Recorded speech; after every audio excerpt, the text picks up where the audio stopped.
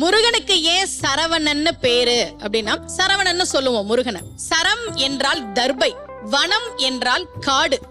தர்பை காட்டிலே பிறந்தவன் என்பதால் அவனுக்கு பெயர் சரவணன். கந்தசுவாமி எப்படி சரவணனா பிறந்தார் அப்படின்றத நம்ம திருப்புகள் சொல்லுது.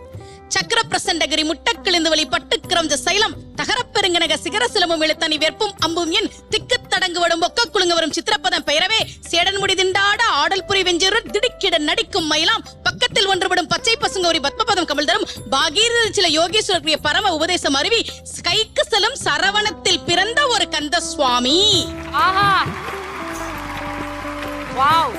சரவண பொய்கையில் கந்த சுவாமி 6 நெருப்பு பொறிகளாக வந்து சேர்ந்தார். அதனால அவருக்கு பேரு சரவணன். அது ஏன் 6 நெருப்பு பொறியா வந்தார்? ஏன் அவருக்கு 6 முகம்? சிவபெருமானுக்கு 5 முகம், பார்வதி தேவிக்கு 1 முகம். இந்த இரண்டும் சேர்ந்து